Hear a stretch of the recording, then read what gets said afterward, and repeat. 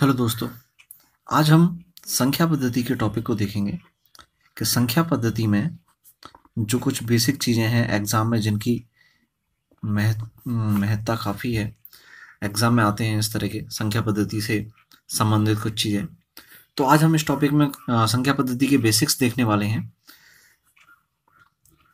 जैसे कि संख्या पद्धति में बात हो रही है संख्याओं की, तो संख्याएं कितने प्रकार की होती हैं। एक हम जानते हैं प्राकृत संख्या होती हैं ना, इनको हम नेचुरल नंबर भी कहते हैं, इनको एन से डिनोट भी करते हैं। तो प्राकृत संख्याएं ये वे संख्याएं होती हैं, इनको हम काउंटिंग नंबर भी कह सकते हैं। तो जो गिनने में प्रयुक्त हों वे संख्याएं प्राकृत संख्याएं होती हैं, जैसे कि 1, 2, 3, 4 है ना, एंड सो ऑन, अनंत तक हम इनको इस तरह से लिखते चले जाएंगे। ये होती हैं प्राकृत संख्याएं। दूसरा, अगर हम कहें पूर्ण संख्याओं की अगर हम बात करें तो पूर्ण संख्याएं क्या होती हैं, इनको होल नंबर्स भी कहा जाता है। तो अगर हम प्राकृत संख्याओं में जीरो को भी काउंट कर लें, 0, 1, 2, 3, 4, 5 एंड सो ऑन, कहाँ तक, अनंत तक, इन्फिनिटी, तो ये होती हैं पूर्ण संख्याएं। नंबर 3 अगर हम देखें सम संख्याएं, यानी कि इवन नंबर्स। तो जनरली सम संख्याएं सभी को मालूम होंगी, जो 2 से विभाजित हो जाएं, 2, 4, 6, 8 है ना, इस तरह से 10, 12, 2 से विभाजित होने वाली सभी संख्याएं सम संख्याएं कहलाती हैं। विषम संख्याएं देखें नेक्स्ट, तो विषम संख्याएं जो 2 से विभाजित ना हो, जैसे कि 1, 3, 5, 7, 9, इस तरह से कंटिन्यू चलते चले जाएं, विषम संख्याएं होती हैं। नंबर 5 देखें हम इसके बाद अभाज्य संख्याएं। अभाज्य संख्याएं वे संख्याएं हैं जो एक और स्वयं के अलावा किसी अन्य से विभाजित ना हो। तो सबसे छोटी अभाज्य 2 होती है और 2 इकलौती ऐसी संख्या है जो सम भी है और अभाज्य भी है। 2 के अलावा 3 अभाज्य है, 5 है, 7 है, ठीक है ना। इस तरह से 9 नहीं आएगी, 9 भाज्य होती है, 3 से कटती है, इसके बाद आएगी 11। तो इस तरह से कंटिन्यू ये चलती चली जाएंगी अभाज्य संख्याएं। हम जानते हैं कि 1 से 100 के मध्य कुल 25 अभाज्य संख्याएं होती हैं। हमको ये डेटा याद रखना है, महत्वपूर्ण है। 1 से 100 के मध्य कुल कितनी अभाज्य संख्याएं होती हैं? 25 अभाज्य संख्याएं होती हैं। चलिए आगे देखें। अभाज्य समझ में आया तो अब भाज्य भी आसानी से आ जाएगा। वे संख्याएं जो एक और स्वयं के अलावा किसी अन्य से विभाजित हो जाएं, वो होती हैं भाज्य संख्याएं। यहां पर पहली भाज्य आएगी 4, है ना। एक ना तो अभाज्य है और ना ही भाज्य है, तो एक दोनों में से किसी में नहीं आएगी, तो सीधा 4 आएगा। 4 के बाद 6 है, 8, 9, 10, 12, इस तरह से कंटिन्यू होती जाएंगी। ये होती हैं भाज्य संख्याएं। इसके बाद नेक्स्ट देखें नंबर 7 पर हम परमेय। तो परमेय संख्याएं दोस्त वो होती हैं जिनको अपन P/Q के रूप में लिख सकते हैं, यानी कि बटे में लिख सकते हैं, भिन्नों के रूप में। लेकिन इसमें कंडीशन है, Q 0 के बराबर नहीं होना चाहिए, क्योंकि अगर Q 0 हो गया, किसी भी संख्या का अगर हर 0 हो जाता है तो 0 का भाग लगने पर आपको क्या संख्या मिलेगी? अनंत। तो अनंत कोई भी परमेय संख्या नहीं होती, इसलिए इसमें कंडीशन है कि Q 0 नहीं होना चाहिए। तो जैसे कि इसके एग्जाम्पल अगर हम देखें तो 2/3 ये एक परमेय संख्या है, 1/5 ये भी परमेय संख्या है। अगर अंश बड़ा हो जाए हर से तब भी ये परमेय संख्या होगी। यदि कोई पूर्ण संख्या है, जैसे कि फॉर एग्जांपल हमने 2 लिया, तो ये भी एक परमेय संख्या है। क्यों है? क्योंकि हम इसको 2 को लिख सकते हैं 2/1। तो अगर बटे में कोई संख्या आ गई तो ये P/Q के रूप में हो गई। तो इस तरह से 2 भी परमेय संख्या है, 5 भी परमेय संख्या है। अगर कोई संख्या माइनस में हो जाती है तब भी वो परमेय संख्या है। अगर दशमलव में कोई संख्या है तो वो भी परमेय होगी, ठीक है ना दोस्त। तो इस तरह से परमेय संख्या है। यहां अगर आप हम समझें कि पाई की जो वैल्यू है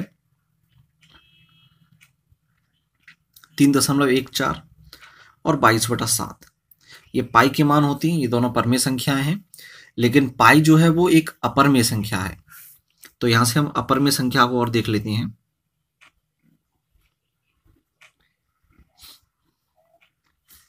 तो अपर में संख्याएं वे होती हैं जिनको p बटा q के रूप में नहीं लिख सकते। इसमें मोर देन वो संख्या आती हैं जो अंडर रूट में है और जिनका पूरा पूरा स्क्वायर रूट संभव नहीं है, जैसे √2, √3, ये सब अपर में है।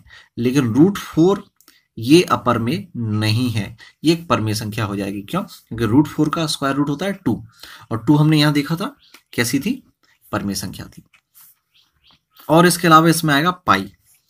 पाई के दोनों मान जो है वो परमेय होते हैं, लेकिन पाई स्वयं अपरमेय होता है। हमको ये याद रखना है, एग्जाम की दृष्टि से ये चीज महत्वपूर्ण है। पाई कैसा है? अपरमेय, लेकिन पाई के मान कैसे हैं?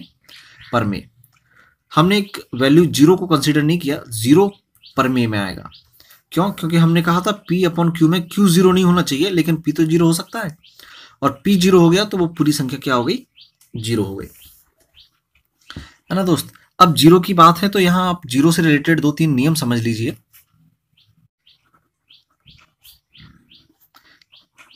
जीरो के नियम है, यहां 0 के मैं आपको 3 नियम बताऊंगा जो हमेशा काम आएंगे। अगर किसी भी संख्या में हम 0 का भाग देते हैं, किसी भी संख्या में 0 का भाग देने पर हमको हमेशा मान जो है वो अनंत मिलता है। और यदि हम किसी भी संख्या में 0 का गुणा करें तो हमको हमेशा वैल्यू 0 मिलती है। और तीसरा नियम जो है वो किसी भी संख्या की घात 0 करने पर उसका मान हमको सदैव 1 मिलता है। भाग देने पर अनंत, गुणा करने पर 0 ही मिलेगा, और 0 अगर किसी भी संख्या की घात हो गई तो मान सदैव 1 मिलेगा। ये 3 नियम आपको 0 के संदर्भ में हमेशा याद रखने हैं, ये बहुत ही महत्वपूर्ण है, बेसिक कंसेप्ट है। चलिए, हमने परमेय अपरमेय के बाद हम देखते हैं यहाँ पर वास्तविक संख्याएं क्या होती हैं। वास्तविक संख्याओं की बात करें तो वास्तविक संख्याओं में परमेय और अपरमेय दोनों ही आ जाती हैं, यानी कि परमेय अपरमेय सम्मिलित रूप से क्या कहलाती हैं? वास्तविक संख्या कहलाती हैं। इसके बाद एक महत्वपूर्ण है, इसको आप समझ लीजिए, जहां तक ये आपने नहीं पढ़ा होगा, सहअभाज्य संख्याएं क्या होती हैं। सहअभाज्य संख्याएं वे संख्याएं होती हैं जो 2 या 2 से अधिक होंगी, और ये आवश्यक नहीं है कि वो अभाज्य हों, लेकिन आपस में वो सहभाज्य होंगी। जैसे कि हम इसको एक एग्जाम्पल से समझेंगे। हमने लिया एक 2 और एक और लिया हमने 5, है ना। तो 2 और 5 में से कॉमन क्या आ रहा है दोस्त? कुछ नहीं, केवल एक कॉमन आ रहा है। तो जब किन्हीं 2 या 2 से अधिक संख्याओं में कॉमन एक आए या उनका महत्तम समावर्तक 1 हो तो वो संख्याएं सहभाज्य कहलाती हैं। यानी कि यहाँ पर 2 और 5 आपस में कैसी हैं? सहभाज्य हैं। लेकिन अगर मैं लूँ 2 और 4 मैंने लिया तो इन दोनों में से कॉमन संख्या क्या निकल के आ रही है? 2, है ना। तो ऐसी स्थिति में ये जो है वो सहभाज्य नहीं है। अब आप कहोगे कि इसमें तो भाज्य संख्या आ गई इसलिए सहभाज्य नहीं है। नहीं, ऐसा नहीं है। मैं आपको भाज्य संख्या का भी एग्जाम्पल लेके बताता हूं।